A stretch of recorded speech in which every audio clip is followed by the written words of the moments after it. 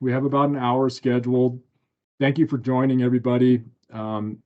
This is the fiscal year 2024-2025 Community Wildfire Prevention Grant Workshop. If you're in the wrong place, you probably don't want to stay for this whole conversation, but we welcome any and all. We're going to cover a lot today. We're mostly going to focus, so there'll be 4 series in this workshop. The first one is focused on grant overview. So giving you basically an overview of the grant program, what's eligible, what's not eligible, and give you an idea of the application process and review. We'll have 3 other workshops this month that are on our website.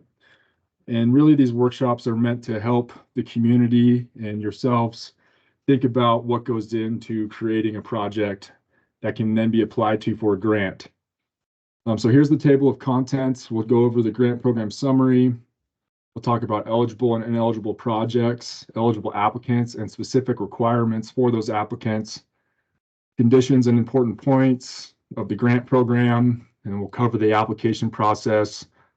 We'll talk about California Environmental Quality Act requirements, and we'll talk about what happens post-award, and we'll end up with the conclusion here, and we'll have some time, hopefully at the end, to answer some specific questions. I am happy to stay until 5:30 to answer questions. We will stop recording after the presentation. So to give you guys just a quick overview real quick, again, this is a grant workshop for the Community Wildfire Prevention Grant. There's going to be a lot of information that we're going to cover over the next month. And I think it's pretty easy to feel a little bit overwhelmed with what actually goes into creating a project and writing a grant. There's some people that think that it can be done in a month or even a couple of weeks, and that is not the case. There's some people in this room that have been engaging with Truckee Fire for the better part of a year, discussing their project, getting local support, figuring out what it takes to develop a project, get contractors on site, hire a forester, right? And these people have been engaged. And if you feel overwhelmed at the end of this, don't give up. It's okay. It's okay to feel overwhelmed.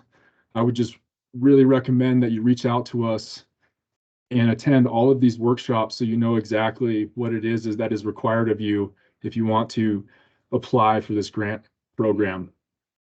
This is a very unique opportunity that does not exist in really any other place of the country where we have a local fire district granting large amounts of money to their local jurisdiction. And really the process is created thoughtfully to make it accessible, but it is a process that we have to go through. And we have to have controls and measures in place to make sure that we're using public funds appropriately. I will say that I've written a lot of grants in my professional career, and I think that this is really one of the easiest ones to apply to. If you go to apply for state or federal grants like I do, the requirements and the stuff and the expertise required is unreasonably high, expectations on the content. So we really try to create this program to be accessible to the community. Let's get right into it. I do apologize about the white slides. I did my best to try to make this an exciting PowerPoint, but it is going to be a lot of words. I'm not going to read the words all day, but it is here for your reference. This will be recorded, and you'll see at the bottom I have the page number to the procedural guide listed. So when we're talking about these things, if you have questions, you are required to read the procedural guides in their entirety. Okay, so the Community Wildfire Prevention Grant Program this year in 2024-2025, we have up to $500,000 available. This funding is only valid for projects and activities within the Truckee Fire Protection District. If you don't know where the Truckee Fire Protection District is, then reach out to us and we can let you know if you're within it or not. Generally spans from Highway 20 interchange to the Nevada state line, and incorporates portions of Nevada, Placer County, and the town of Truckee. You'll see here in underlined that projects that are shovel-ready, have strong community support, and contain matching funds will receive priority in the process. And we'll talk about each of these. throughout this webinar series. Projects will be selected on a competitive basis, and successful solicitation or consecutive awards are not guaranteed. This can be a tough one, right? Because the actual process of developing the project and writing the grant is not a reimbursable expense. That is stuff that you do on your own time, and you're doing all this work without the guarantee that you're going to get money. I will say that Truckee Fire is very opportunistic with our funding opportunities. If we find that a community has come together, has supported a project, wants the project completed, and has done the necessary steps, you're setting yourself up for success down the road, whether or not you are awarded a grant. Again, I'll say this multiple times throughout the series here, but applications must be submitted in full compliance with all stated requirements in the procedural guide to be considered for funding. There are no exceptions here. You must read the grant guidelines carefully. Okay, project types that are eligible. We've got 4 buckets of project types. That includes forest fuel reduction and forest health and resiliency. We'll talk about those projects, but projects really must be at least 5 acres in size to be considered for funding. Multiple landowners can combine to create a project greater than 5 acres. And really, these projects are designed with community benefit in mind. Of course, Community Wildfire Preparedness is another project. We had a cool project come out of Kingvale, Plevada last year that included basically improved egress signing and street signing and house signing, because if you've been in Kingvale, there's not a whole lot of that going on. It's really hard for first responders to find where they're going. So we did fund a community wildfire preparedness project. We also funded in this bucket last year a fire detection camera that will be put on top of Soda Springs Ski Resort. The last bucket is wildfire prevention education. And this includes projects that basically provide some type of educational opportunity to the community. We'll talk about each of these quickly. New this year, I'll highlight, is that you can apply for just technical assistance from a licensed registered professional forester.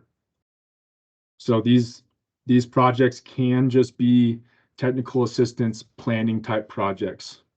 We would prefer them to be implementation based, but we understand that technical assistance from a licensed professional is hard to come by and expensive. And so we will fund that cost. Forest fuel reduction projects include vegetation clearance in critical locations, maintenance of fuel breaks, selective thinning, modification of vegetation adjacent to roads, basically all your typical forest fuel reduction projects. Forest health and resiliency gets more into potential reforestation, biomass utilization, prescribed fire.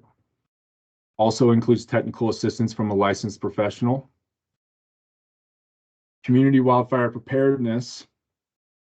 And these could be projects to improve the hardening of structure in a fire-wise community, purchase and utilization of early fire detection and software, evacuation planning and route improvements. There are projects that we will consider to improve community compliance with defensible space laws.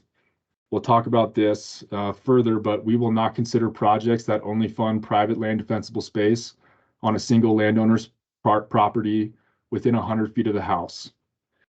The 100 feet of defensible space is the landowner's responsibility, but take, for example, in Tahoe Donner, where you have a lot of green space directly adjacent to homes impacting their defensible space, or Glenshire, we will consider projects from HOAs who are wanting to improve their green spaces to be better compliant with defensible space laws.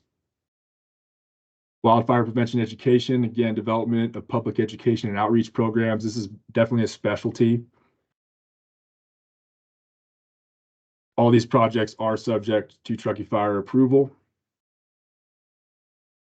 Ineligible projects include the purchase of capital equipment greater than $150,000 cumulative, and purchase of capital equipment without clearly demonstrating how it will be used. installation and creation, or we'll skip that one. That one's pretty technical, but individual or private landowners requesting a grant specifically for work within the defensible space zone on their own property is not eligible for funding. It is the landowner's responsibility to manage 100 feet from their structures. That is state law. Projects or activities utilizing Truckee Fire staff without prior approval are not eligible. These projects are really intended to be managed by the applicant or a professional third party, such as a registered professional forester. Also, we will not consider requests seeking funding for programs or services already provided by Truckee Fire. If you have questions about whether your project is eligible, I really recommend you reach out to me and discuss. Eligible applicants include local agencies and special districts, Native American tribes, nonprofit organizations or HOAs with a 501c3 designation. Now, eligible applicants may include, under specific conditions, private, non-industrial landowners, other HOAs or POAs, mutual benefit corporations. We'll talk about the specific requirements for both of those next. Applicants could also be a privately held for-profit company only if 2-to-1 match can be provided. And by 2-to-1 match, I mean that if the project would cost $90,000, Truckee Fire will only bring $30,000 to the table, and the for-profit company has to bring $60,000 to complete the project. That's what we mean by 2-to-1 match. Okay, this is new this year. Specific requirements for private non-industrial landowners. This is really important if you're a private non-industrial landowner looking to apply for this program. We learned a lot of lessons the first 2 years of this program. One of them being is that I do not have the capacity to manage these projects or to permit these projects environmentally. I have a whole nother budget that I'm managing where I'm doing my own projects. Again, these projects are meant to be managed by the applicant or a professional third party. So if you're a private non-industrial landowner, in order to be eligible for this program, one, you can only apply for forest fuel reduction and forest health and resiliency projects. Those are the first two that we covered. You should consult with me, the forester, to discuss your project before submission. It's not a requirement. The one requirement at the bottom here is really important. Private landowners and mutual benefit corporations must demonstrate that they have retained a consulting registered professional forester prior to submitting your application. To prove this, you should have a letter from your selected registered professional forester stating their involvement in the project so that the review team can clearly understand how that individual is going to be involved and what they're going to do. Usually they're in charge of project management, environmental compliance, contractor oversight. They can help you with reporting. These people are professionals. This is what they do all the time. We have a list of consulting registered professional foresters on our website. There's plenty of them throughout the state that you could choose to work with. This is an important requirement, mostly to have some controls when using public funding. When we gift money to private landowners, we want to understand and make sure that they have the resources available to them to successfully implement the project. This program's not as easy as just gifting people $20,000, $30,000 to go do your own work in the woods, right? I'm sure none of us would be super happy if you heard that your Measure T tax dollars were being freely given out to every private landowner that applied, right? We have to have these measures in place. So this is an important one. You must have a registered professional forester consulting on your project, and they must provide a letter prior to submission. Okay, we'll get into some conditions and important points. Submission of the application is due on June 14th at 3 o'clock Pacific Standard Time. We will not accept an application a second late. Qualified projects and activities are limited to those activities that address the hazards and risk of wildfire threatened communities in our fire district and that focus on increasing the protection of people, structures, and communities. An important point, and we can talk about this more if you have questions about this, but any commercialization of your project, if you're going to make any revenue from selling the timber or selling the wood or selling the biomass or wood chips, you must have mechanisms to track that revenue and reinvest it back into the project. That could be as simple as having the contractor give you a discount on the cost per acre based on what they're going to make off of the material that they take from your property. Okay, we got a lot of conditions and important points. Please read this thoroughly on your own, but you must have the ability to plan, administer, and complete the grant project. People might ask, well, I don't have any experience managing a grant project or doing any of this type of work. That's fine. That's why we want you to hire a registered professional forester to help you through this process. For all projects, you are required to work with me to understand how you're going to achieve environmental compliance, and we'll talk about that more. Anytime we use public funding on private land, it triggers the California Environmental Quality Act. We live in the great state of California with all these amazing resources and values, and we are required to protect those.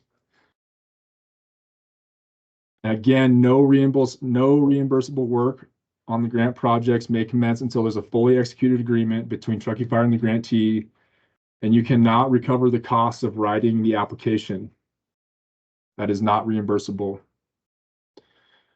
Okay, we'll get into the application process here, and looks like I'm doing good on time.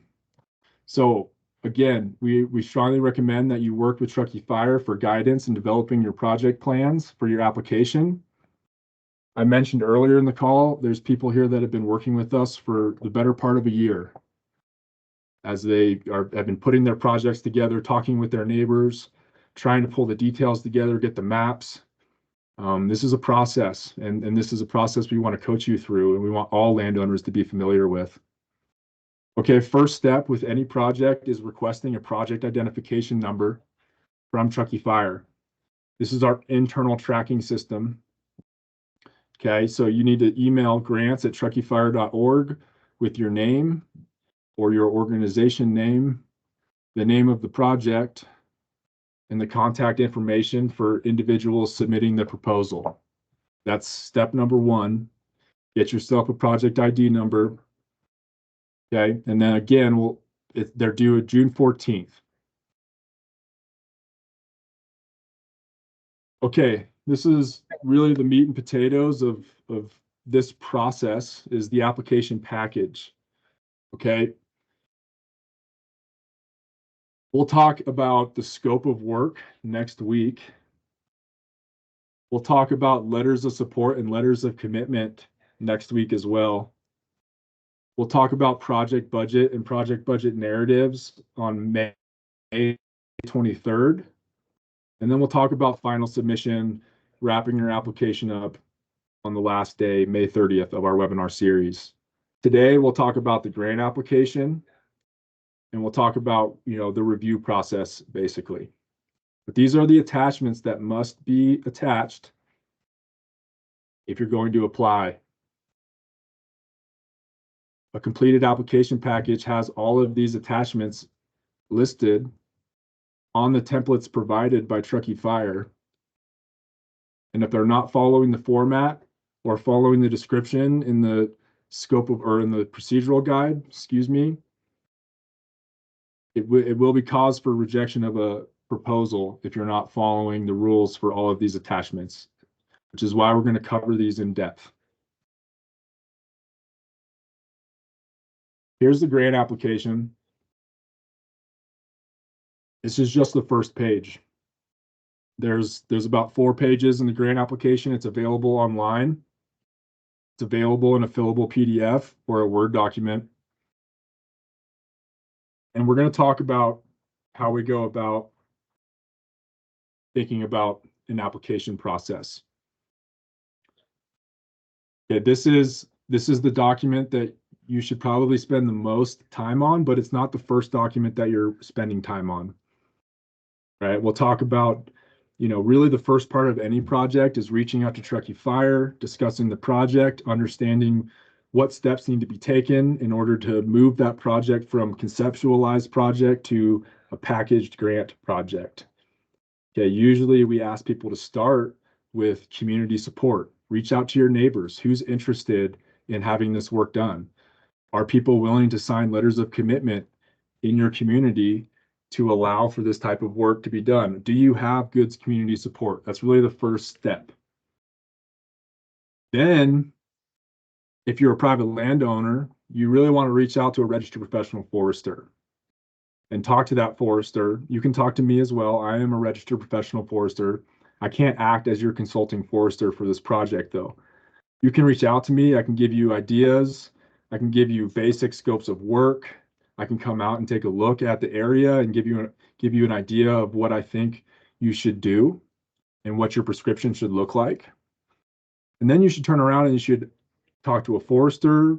You should talk to some contractors, get an understanding of what this is actually going to cost.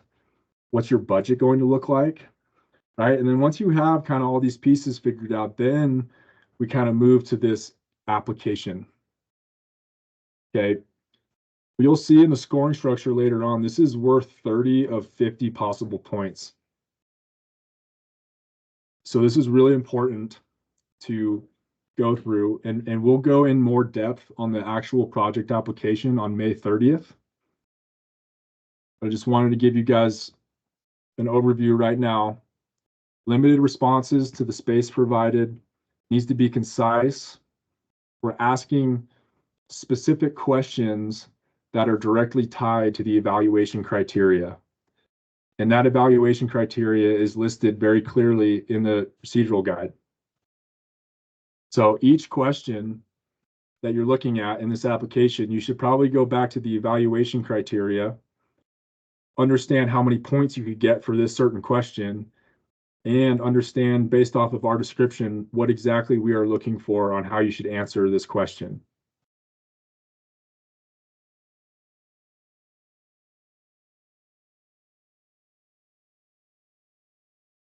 So the review process is fairly simple. We convene a bunch of outside agency partners. We get about a group of 4 or 5 agency partners to come together. They all are not familiar with your project at all. So they can only grade, they can only consider stuff that is in the project application, the scope of work, right? If you're not representing something in the project, they're not going to know, right? And they're instructed to avoid any sort of bias, to only grade what's in the application. They're scored and reviewed independently by an application review committee, outside agency partners, and then they basically come and tell us what projects they think are the highest ranking, and we go off of that list when awarding. So let's talk about the points. Okay, so again, I just talked about how a lot of these points are tied to the prompts in the application. The first one, though, project background and scope of work. Oh, sorry about that. First one, project background and scope of work. This is actually a 2-page document, can be up to 3-page document that is your scope of work. Right, this is separate than the actual application. This is an attachment to your application. Okay, that's worth 10 points. And if you review the procedural guide, you'll see that the scope of work requires you to talk about the project background, provide a statement of need. Basically, we're asking for you to describe the scope of the project, the communities that will benefit from it. What are the goals of your project? What are your deliverables, specific deliverables, on the ground treatments? How many acres are you going to treat? Basically, how many dead trees are you going to remove? You'll also need to provide information on your environmental compliance strategy, which should be informed by your registered professional forester, and you'll have an implementation plan and a scheduled event. That's all in that first project background and scope of work bucket. That's all worth 10 points. Okay, collaboration, community engagement, and local support.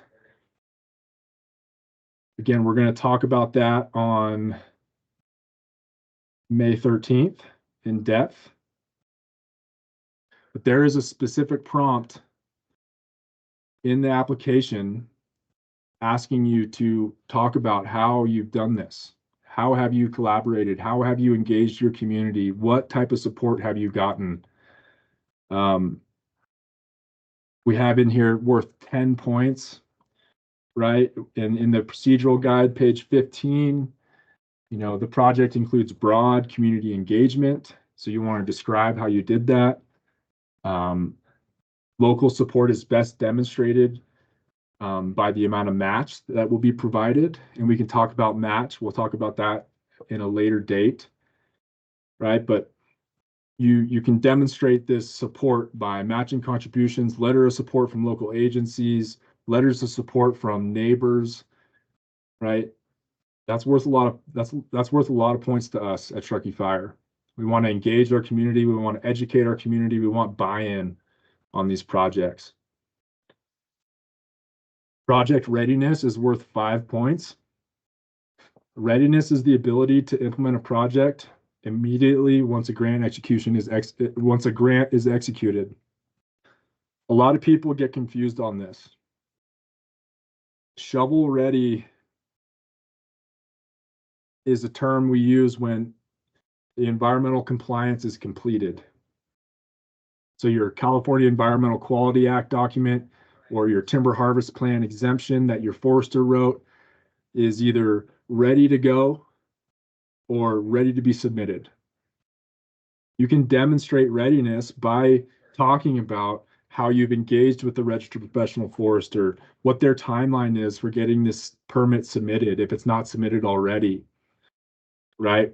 What kind of contracts have you already set up for potential contractors that may work on this job? Have you gone out to bid? Have you gotten that cost figured out, right? These are all things that even though maybe you won't get the full 5 points because you don't have a CEQA document submitted ready to go now, you can still get points here by demonstrating your readiness and describing to Truckee Fire and the review committee what you've done to be ready to implement this project.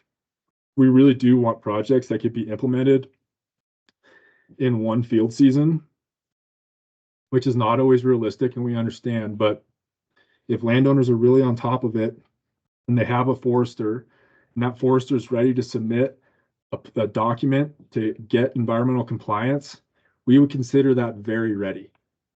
You would score some points here for sure, like 4 out of 5, especially if you had a contractor lined up with an agreement signed, whatever it may be, right? So just think about what you could do to demonstrate that you could implement this project right away. Don't say your project shovel ready if you haven't gotten those control measures set up, if you don't have a plan for environmental compliance, if you don't have a plan for which contractor you're going to use, right? If you haven't engaged your community or your neighbors, it's probably not a very shovel-ready project. Okay, landscape level context and project benefits. It's worth 5 points. Okay, we just completed the update Community Wildfire Protection Plan in Truckee. It is publicly available. The maps are online. It's interactive. It's there for you guys. The community is there for the community's resource. I will throw in the chat the link to the CWPP if you haven't been able to find it yet. But I would recommend as one of your first steps, get into the CWPP, go to the mitigation map, look at what the prioritized treatment map looks like, right? And start understanding what type of projects either are prioritized near you or have been completed near you in the last 5 to 10 years, right? This is where we start talking about landscape level context. Okay, it's like if you're designing a project that directly ties into a previously treated area and very intentionally is designed to increase the amount of area treated in that landscape, you're doing what we're wanting, right? You're providing that landscape level work, tying projects in, filling in the dots, basically. If you don't have that, if you don't have a recently completed project near you and you're looking at the CWPP map and there's a scroll, you can go look at completed and planned projects, and you can scroll back and you can look at the prioritized landscape. We prioritized a lot of our landscape. It's very likely that you're within a high priority consensus area. Okay, so if you're not tying your project in to an existing project, then you have another avenue here to talk about. Per the Truckee CWPP, this is a high priority project. It's located here. Even more points if you're thinking about how we're going to connect other treatments together. There's been a lot of big features pushed in over the last 5 years at Truckee Fire. We have basically treated 3/4 of Alder Hill, almost to the top. We treated a 1,000-acre fuel break from Glenshire to Brockway. We've done all these other little treatments around town that I think most people should be able to make the case that it's either one, building on an existing treatment and expanding the efficacy of that treatment, or two, it's within a high priority consensus area in the CWPP. CWPP is online on our website, publicly available, ready for you to plug in and play. If there's any questions, that's why we want you to reach out to me so that I can guide you through that process and show you where that information is and talk to you about how maybe your project is meeting some of these requirements that would get you more points. Okay, project benefits. You know, these are more aspirational, if you will, like what are the direct and indirect benefits that this project could provide? You know, a direct benefit could be protecting X amount of structures from high intensity wildfire, right? Another indirect benefit could be improving wildlife habitat, improving recreational values. You know, there's a whole gamut of project benefits that you could talk about, you know, that your project is providing directly and indirectly.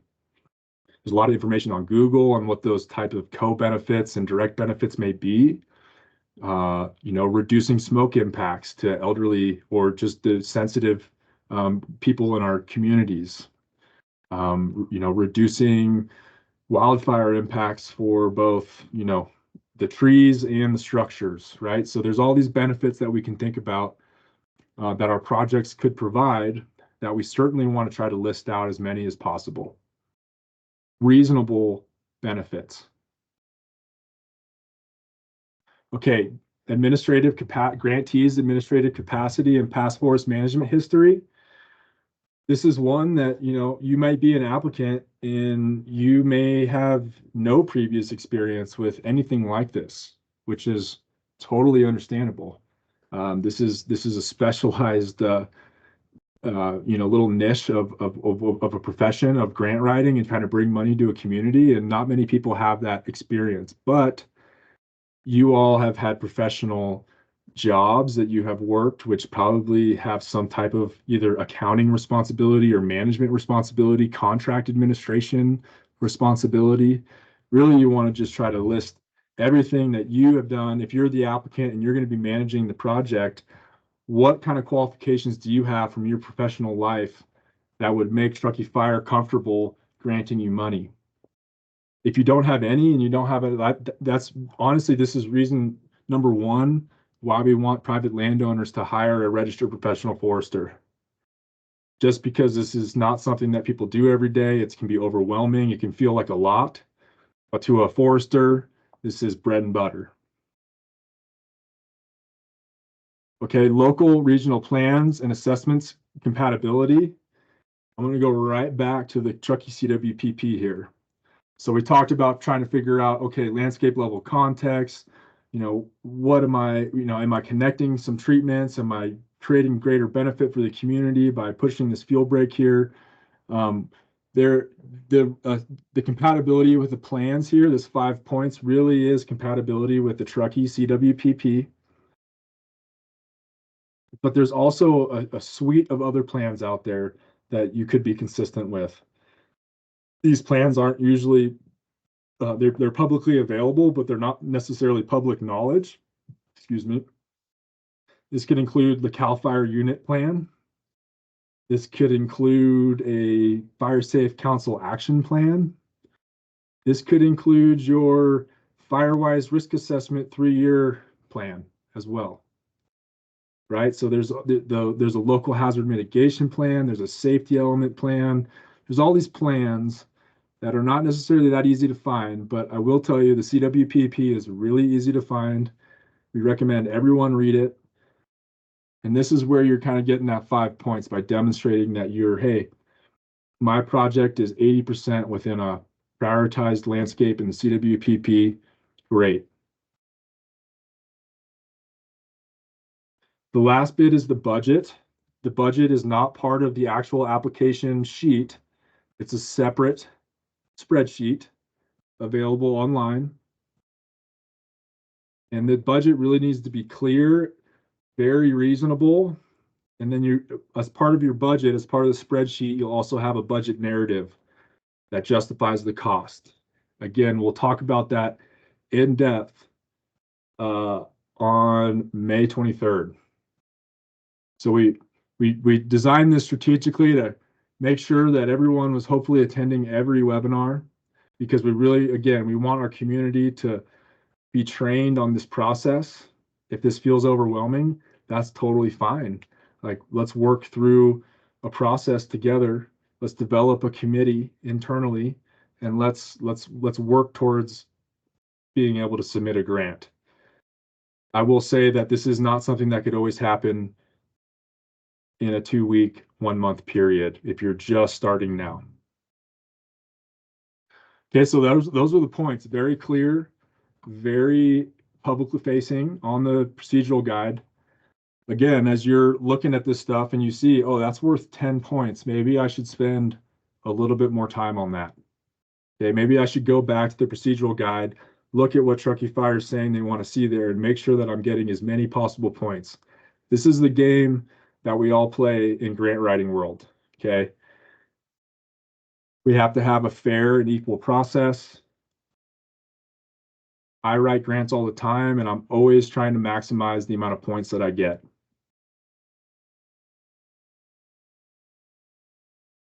Okay, CEQA. CEQA is a fun one. This is not something that a landowner is going to be able to do themselves. This is why you need a professional forester, or if you're a nonprofit like the Land Trust, you already have a forester that does this for you, or Tahoe Donner, right? But if you're a private landowner, you are not going to be able to complete a CEQA document. It must be done by a resource professional. Certainly for our purposes, a registered professional forester. Okay, and Truckee Fire has to assume lead agency on these CEQA determinations. So if you get the grant, you have to submit proof of CEQA compliance to us within 6 months after execution of an agreement. If you don't meet that 6-month deadline, we could choose to pull the funding back from you and take it back and redistribute it somewhere else. We need CEQA compliance within 6 months. I'm not going to go in depth on what CEQA is and the various different ways that you can comply with CEQA. Just very blatantly state, very direct with all of you, that this is not something that the average landowner can complete themselves. This is also not something that Truckee Fire is willing to take on for a landowner. We tried that before, and it ended up taking way too much of my time away from my other projects. You cannot start any ground disturbing work without documented CEQA compliance. If you start work, if you get the grant and you start doing work and your contractor invoices you and we don't see CEQA compliance and we haven't approved that yet, we will not issue payment.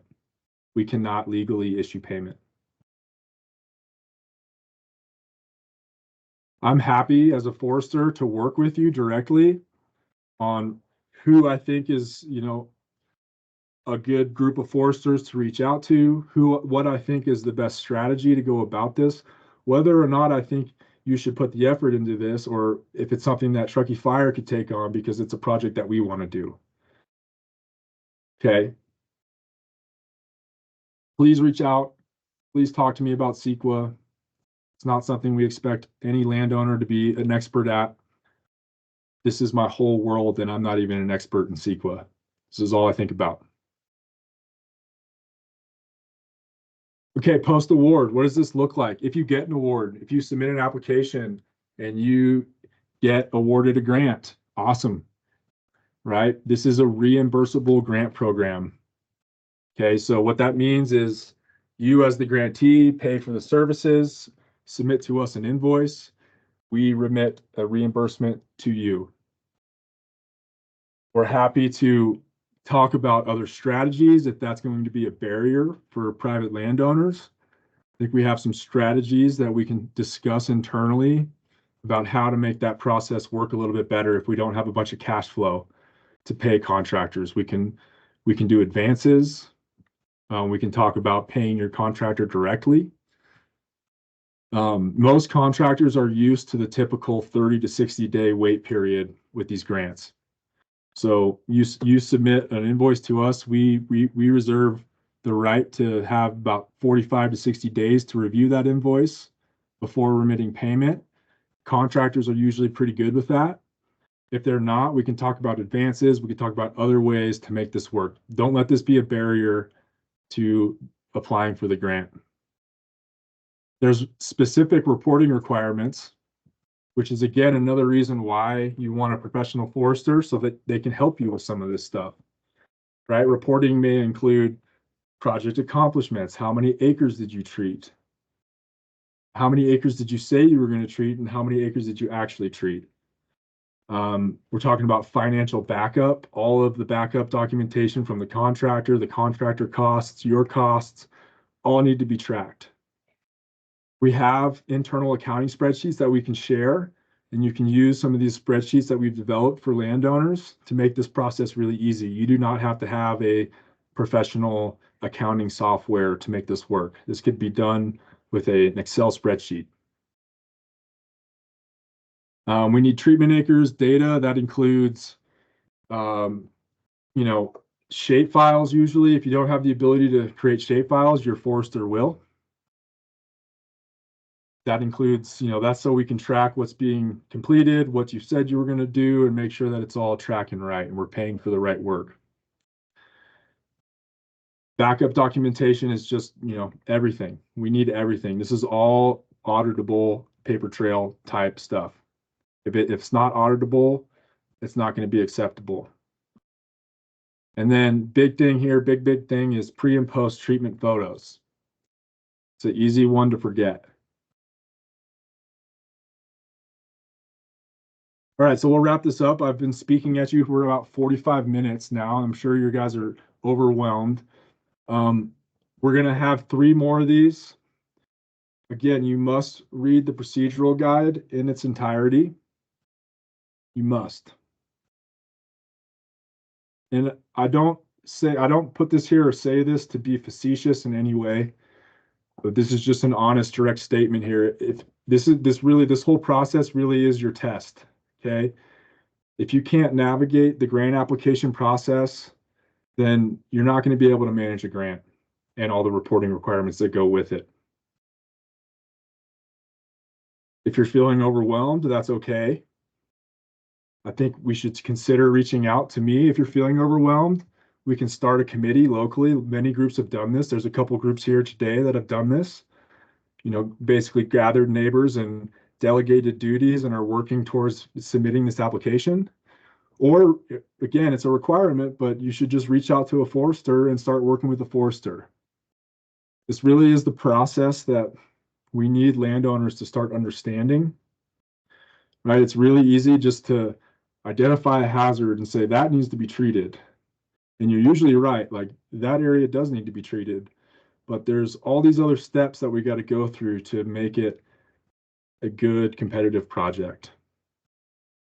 To end this, Truckee Fire will consider the wildfire hazards, risk to an area, the geographic balance of projects, and whether the project is complementary to other ongoing efforts when awarding grants. We do want to provide equity across the district.